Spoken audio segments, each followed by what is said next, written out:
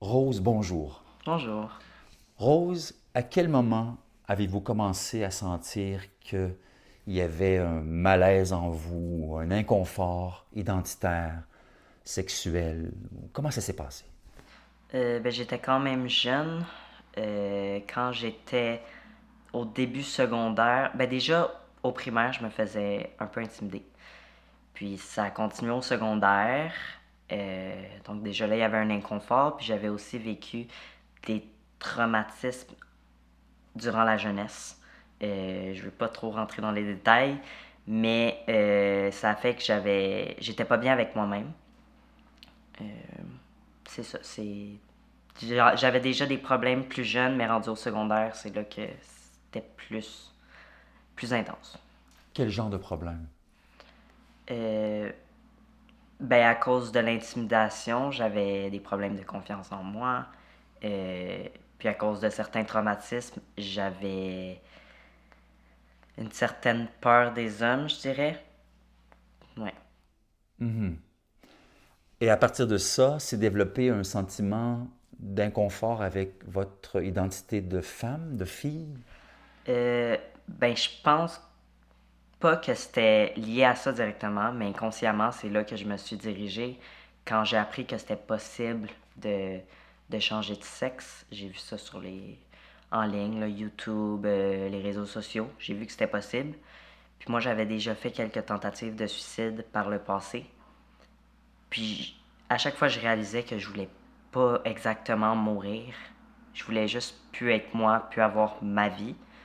Donc, quand j'ai vu que ça, c'était possible, je me suis dit, ça réglerait mes problèmes. Dans le fond, je serais plus Rose, je deviendrais Maxime, je serais une autre personne complètement. C'était pas tant le changement de sexe que de changement d'identité. Oui, ouais, c'est plus ça. Quitter votre état de personne victime, intimidée, et devenir quelqu'un d'affranchi, de libre. J'imagine qu'il y avait ce fantasme-là. Ouais, comme je dis, c'était inconscient, là, parce que je me suis convaincu moi-même que, ah, ok, non, non, dans le fond, je suis censé être un garçon, je serais censé être né garçon.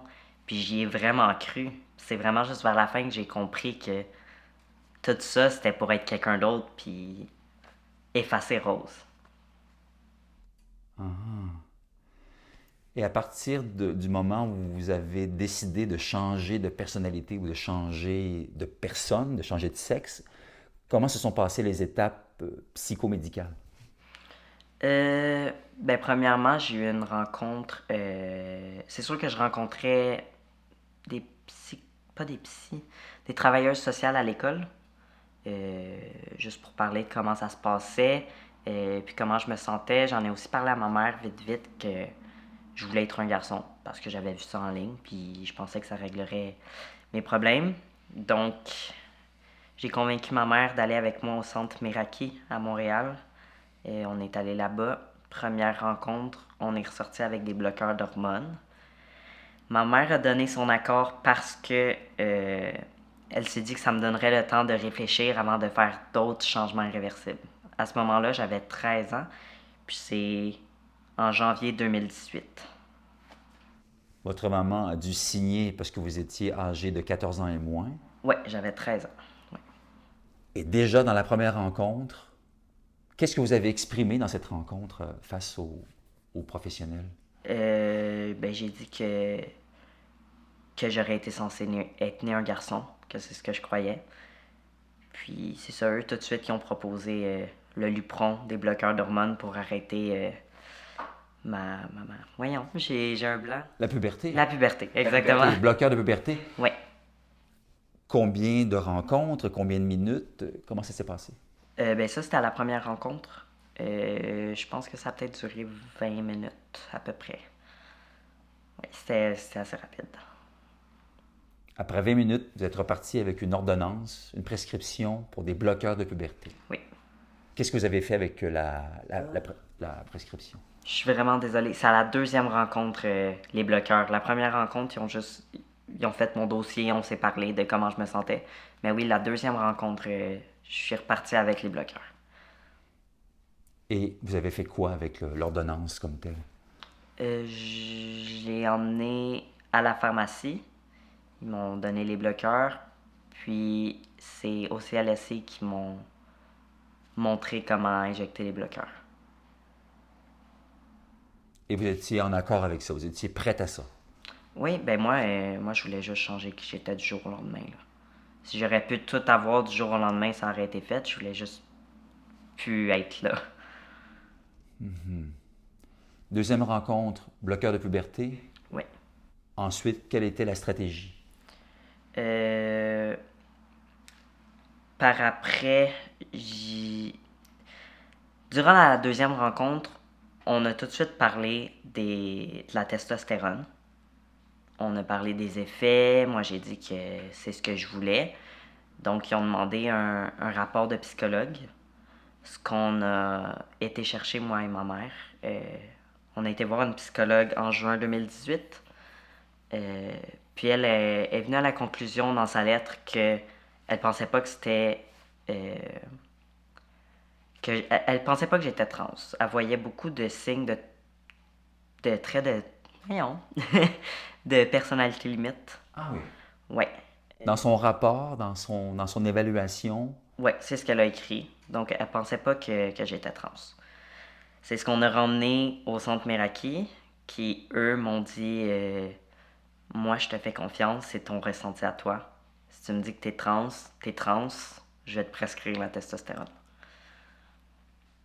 on n'a pas du tout intégré cette lettre de la psychologue dans votre dossier. Non, puis même ma mère leur avait dit, justement, ils ont voulu une lettre de psychologue parce que ma mère leur disait, j'ai jamais vu de signe chez ma fille, que elle jouait pas avec des jouets de garçon, faisait pas nécessairement de sport, aucun signe qu'elle voulait être un petit gars depuis toute jeune. Là.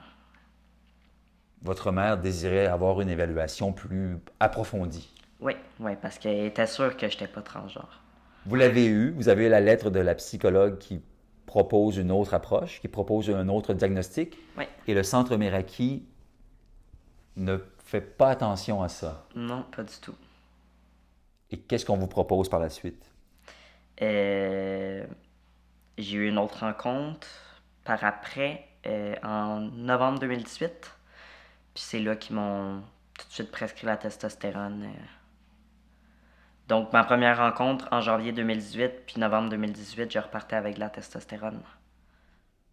11 mois plus tard, après avoir pris des bloqueurs de puberté pendant 11 mois, De mars à novembre. de mars à novembre, donc 9 mois, Ouais, 9 mois. 9 mois de bloqueurs de puberté, et puis après ça, les hormones croisées, la testostérone, Oui, que vous avez commencé à prendre d'une façon régulière. oui, une fois par semaine. Comment ça s'est passé? Ben, c'était des injections. Moi, je faisais ça tous les vendredis. C'était juste rendu une habitude. Les changements ils commençaient à apparaître. Puis moi, ben, j'étais bien contente parce que je voyais que je changeais. Je devenais quelqu'un d'autre complètement. Ça faisait déjà un bout que j'avais les cheveux courts, que les gens m'appelaient Maxime. Donc, de plus en plus qu'il y avait de changements, de plus en plus que j'étais contente de voir que je devenais quelqu'un d'autre. La transition sociale avait été faite. Ouais, Maxime existait. ouais. Quel était l'accueil à l'école ou dans votre environnement pour Maxime? Comment Maxime a été accueilli? Par mes amis, Maxime a bien été accueilli. Du jour au lendemain, ok, c'est Maxime, c'est lui, c'est il.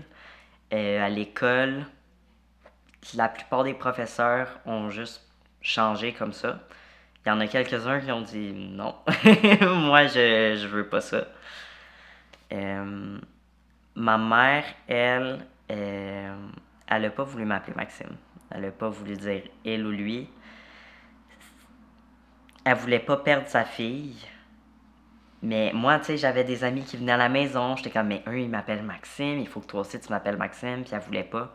Même à un certain moment, je suis allée vivre chez ma grand-mère parce que moi et ma mère, on pouvait juste plus se parler. Ça fonctionnait pas. Et les changements physiques opéraient, c'est-à-dire que la testostérone faisait effet. Oui, oui, ça faisait effet. J'ai eu du poil qui a commencé à me pousser absolument partout. Des joues jusqu'au bout des orteils. Euh, j'ai ma voix qui a changé. Elle était plus grave que ça. Fait qu'elle était quand même grave. Euh, j'ai les cheveux ici qui commençaient à reculer. Mes épaules étaient plus carrées, j'avais plus de hanches, ma mâchoire était plus carrée aussi. Vous étiez satisfaite de ça? Oui, parce que je voyais de moins en moins rose. Comment se passaient les autres étapes avec le centre Meraki? Parce que là, la testostérone, c'est une chose, mais quelle était la prochaine étape proposée? La prochaine étape proposée, c'était la mastectomie. Donc, ils m'ont référé au GRS de Montréal. Euh, Puis ça non plus, comme la testostérone, j'avais pas besoin de signature parentale. La testostérone, vu que j'avais déjà 14 ans, c'était tout moi, même si ma mère était pas d'accord. L'opération aussi, j'avais 16 ans, j'avais pas besoin de sa signature. Euh, donc ça a été fait à 16 ans. Je sais pas c'était quel mois exactement, je sais que c'était en hiver. Euh, je suis rentrée là, toute seule, parce que c'était durant la COVID, donc ma mère pouvait pas m'accompagner. Puis quand j'ai signé les papiers, il me fallait une signature d'un témoin, qui je pense était un docteur du GRS parce que je connais pas le nom. Je sais pas c'est qui a signé. Il fallait des lettres d'approbation ou d'autorisation avant la mastectomie? Oui, c'est le centre Meraki qui m'a fait une lettre pour me référer là-bas. Et là-bas aussi, on a écrit une lettre disant que vous étiez prête à recevoir, à vivre la chirurgie, l'ablation des seins. Ben en fait, là-bas, c'était des documents juste que j'avais besoin de signer, dont un document, je crois que c'était pour qu'ils puissent avoir accès à des photos, parce qu'avant, il fallait que je leur envoie des photos de mon torse. Puis j'ai signé des papiers disant je consens et je suis majeur. Donc je leur avais dit mais je suis pas majeur, j'ai 16 ans. Puis ils m'ont dit c'est pas grave, tu peux juste signer. Donc j'ai signé. Vous étiez seul au contrôle de votre destin Oui. à 16 ans. Vous avez vécu l'ablation des seins. Comment ça s'est passé? J'ai eu besoin d'une double mastectomie. Euh, Quand je suis rentré là-bas, je pense que j'ai attendu 20 minutes avant de rencontrer un docteur qui m'a dessiné, dans le fond, où est-ce qu'il ferait l'opération, où est-ce qu'il couperait. 5 minutes après ça, j'étais sur la table d'opération. Puis je me suis réveillé, puis c'était fait. Quelles a été vos premières impressions quand vous avez découvert que vous étiez maintenant sans poitrine? Ben, c'est sûr que je pouvais pas exactement voir. J'avais un bandage. Je pouvais pas l'enlever tout de suite, mais je le sentais qu'il y avait de quoi en moins. Mais sur le coup, encore une fois, j'étais contente de changer puis de ressembler de moins en moins à Rose. D'avoir un nouveau corps, une nouvelle mentalité un peu, parce que les hormones, ça changeait comment je pensais, comment je me sentais. La testostérone apporte quelque chose de particulier, une énergie, une présence, une confiance? Comment pourriez-vous décrire l'effet de la testostérone? Je pourrais dire, je pense que ça emmène une certaine confiance. Euh, on dirait que je me sentais plus heureuse dans un sens. Je pense qu'il y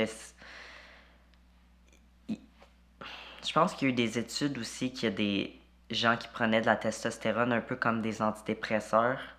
C'est peut-être ça qui se passait dans mon système aussi, là.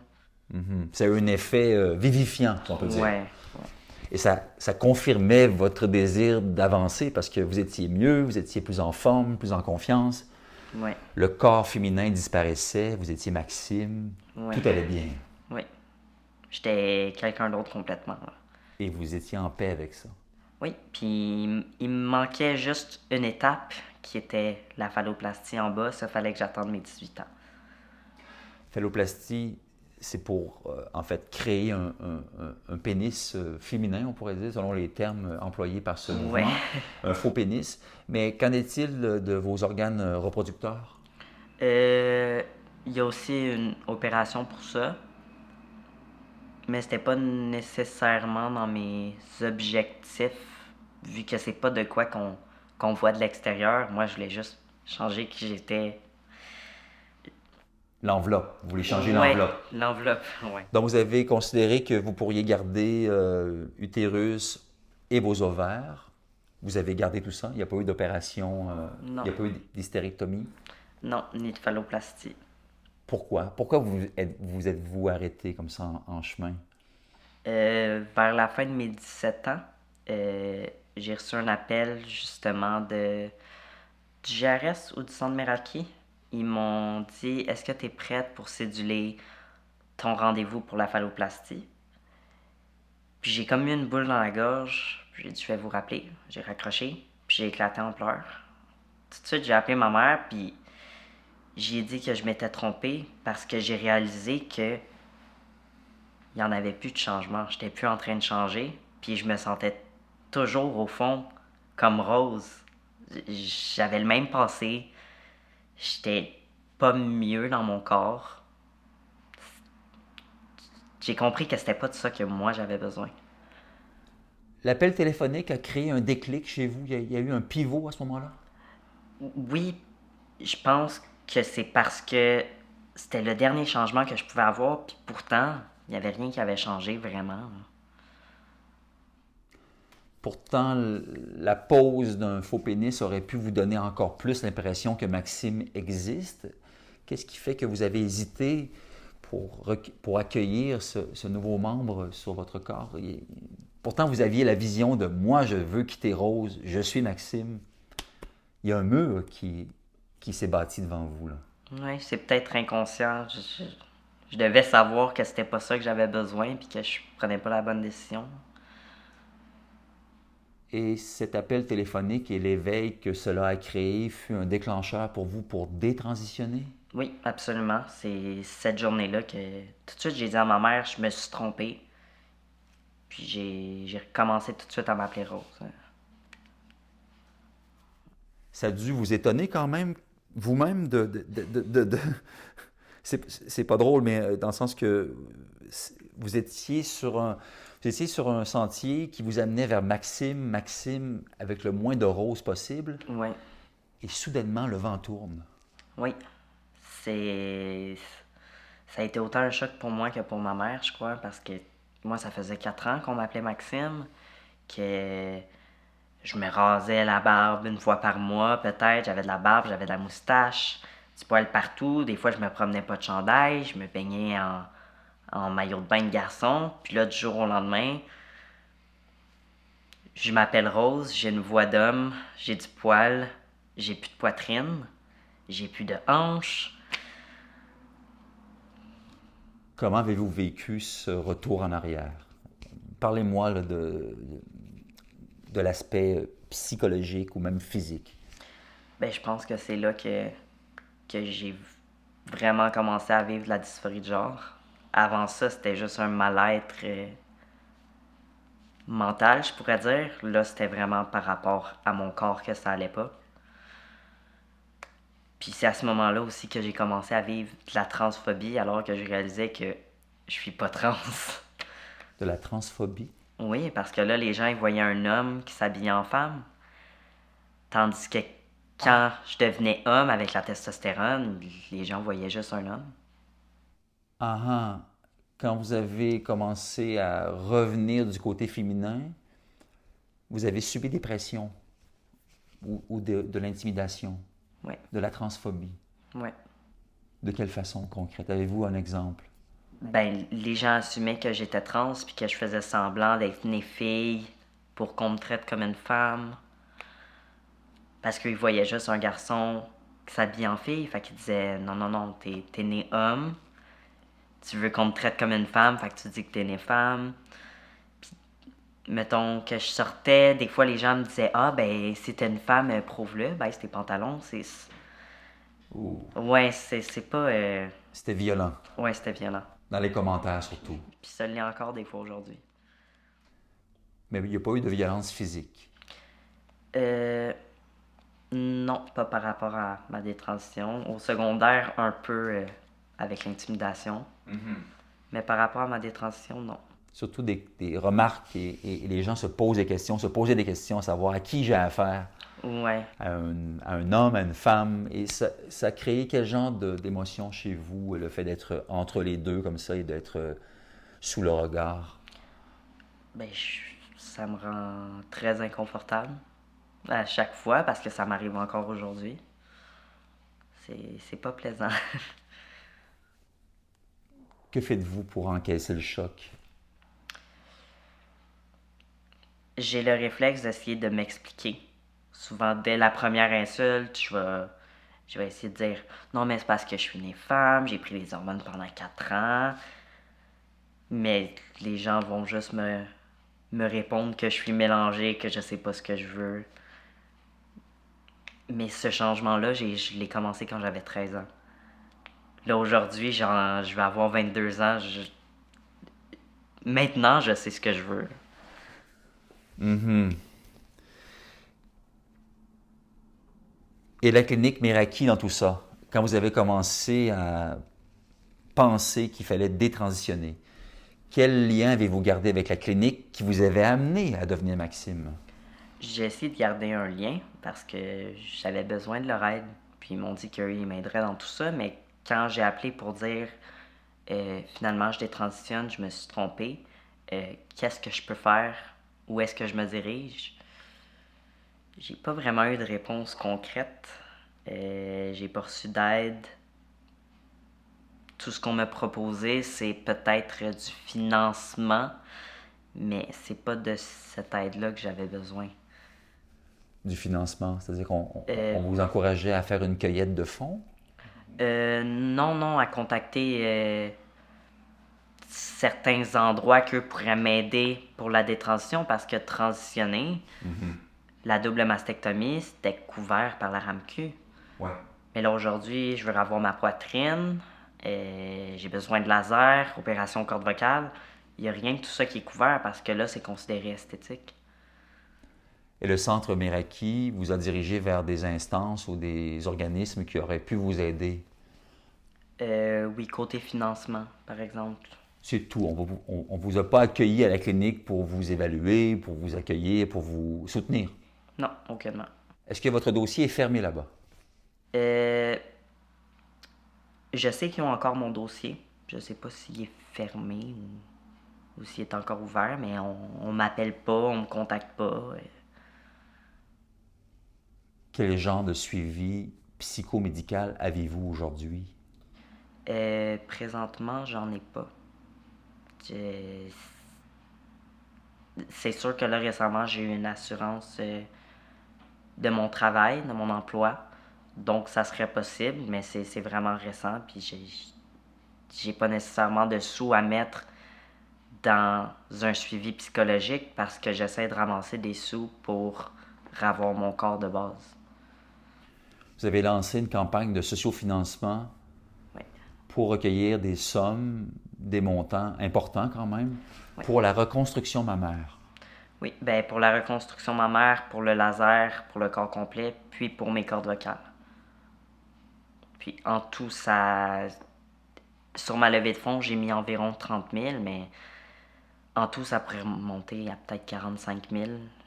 Ça varie vraiment de chaque voyons, de personne en personne. Ouais.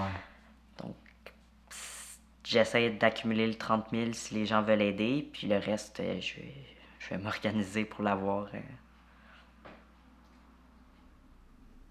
Et là, vous prenez la parole publiquement, aujourd'hui avec moi, dans une entrevue que vous accordez.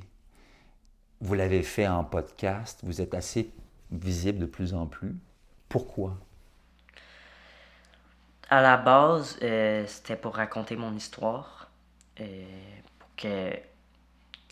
Il y a personne vraiment qui en parle en ce moment des transitions. Ça parle juste de transition.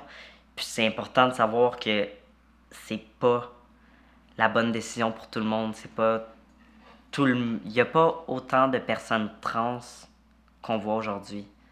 Je sais pas si vous comprenez, c'est plus dans le sens que on voit beaucoup plus de personnes trans aujourd'hui comparé à avant. Puis je pense pas que c'est le vrai pourcentage qu'il devrait y avoir, là. Vous trouvez qu'il y en a trop? Oui, je pense pas que c'est la solution pour toutes ces personnes-là. C'est sûr qu'il y en a d'autres qui ont fait l'erreur comme moi.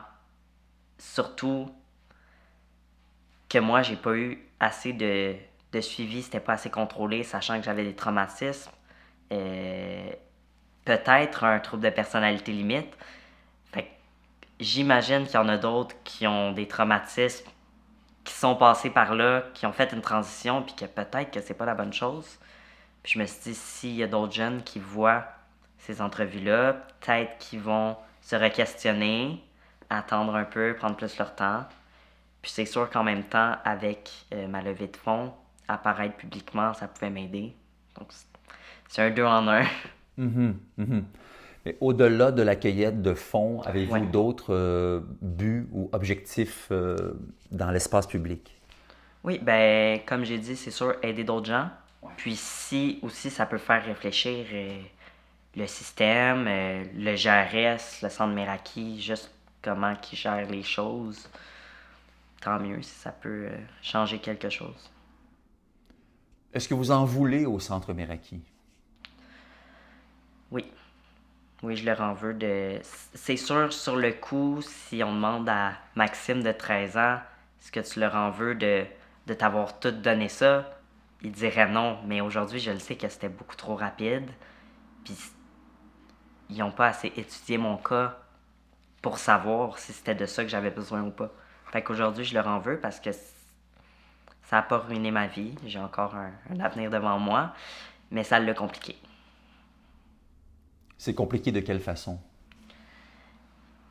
Ben juste là, tout ce que j'ai besoin de faire pour avoir mon corps, ça serait pas en train d'arriver si le centre Meraki avait fait plus attention, puis que j'en serais pas là aujourd'hui. Là. Si j'avais eu plus de suivi côté psychologue, psychiatre, Il n'y en a pas eu. ben il y en a eu, mais ça a été très bref. Là. Au Centre Meraki comme tel, est-ce que vous avez reçu un suivi psychologique? À l'interne? Ben, ils m'ont suivi, mais je les ai vus tellement rarement, puis c'était des rencontres de peut-être 20 minutes. Je pense qu'en tout, j'ai eu 6 rencontres avec eux, là, maximum. 6 fois 20 minutes? Ouais, Donc 120 minutes ouais, sur un an?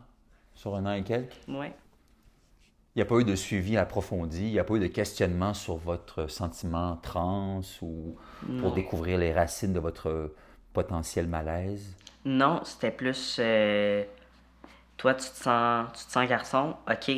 Donc, tu veux de la testostérone, tu veux te faire enlever la poitrine. Qu'est-ce que tu veux? Ok, ok, parfait. Ben, ça se passerait comme ça, comme ça, comme ça. C'est toujours ça que tu veux? Oui, super. C'était pas plus approfondi que ça. Là.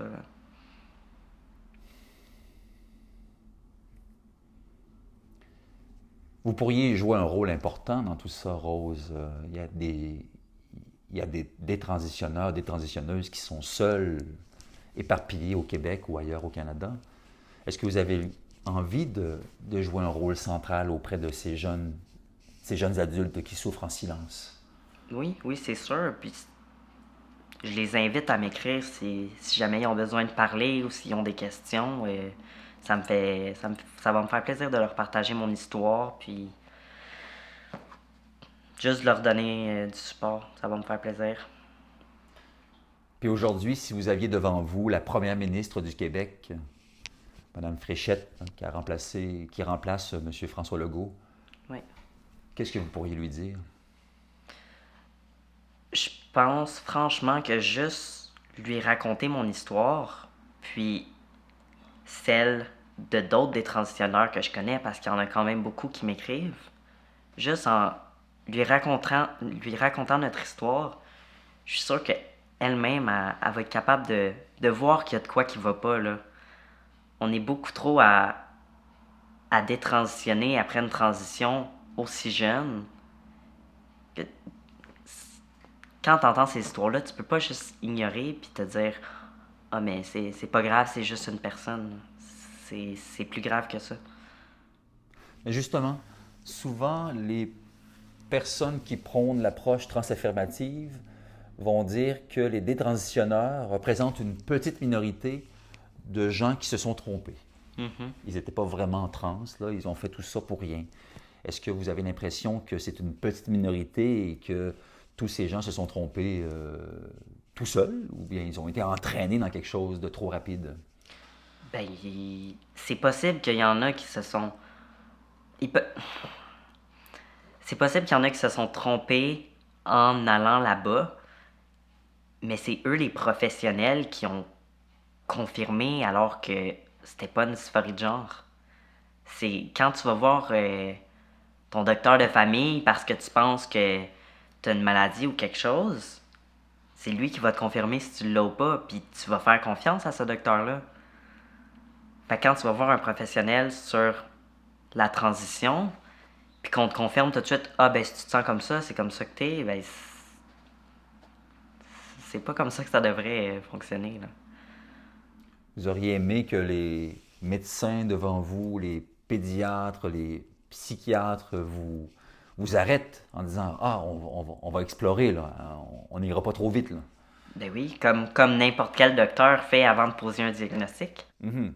Ils font pas juste le poser, là, ils passent des tests, ils s'assurent que c'est vraiment ça. Comment voyez-vous votre vie les prochaines années? Comment voyez-vous votre retour dans la peau de Rose? Ça fait quelques années déjà que vous êtes redevenu Rose. Ouais. Comment voyez-vous l'avenir, votre avenir? Ben déjà là, je commence déjà à me sentir mieux. Euh, je reprends mon corps féminin, ma forme de visage, mes cheveux qui ont réallongé. Euh, puis j'ai hâte d'avoir les opérations puis tout le laser que j'ai besoin pour enfin être 100% de retour à moi-même. Puis je sais pas quoi dire à part j'ai très hâte de me ressentir moi-même. De vous sentir femme. Oui, à 100%. Vous avez envie de ça, de redevenir la femme que vous étiez. Oui, parce que j'ai vraiment l'impression d'avoir perdu une certaine partie de ma vie. Puis ça a été pas mal toute mon adolescence, malheureusement. Fait que je veux rattraper ce temps perdu-là. Et ceux qui vous avaient connu en Maxime et qui maintenant vous redécouvrent en Rose, quelles sont les réactions de ces gens qui vous ont connu, garçon?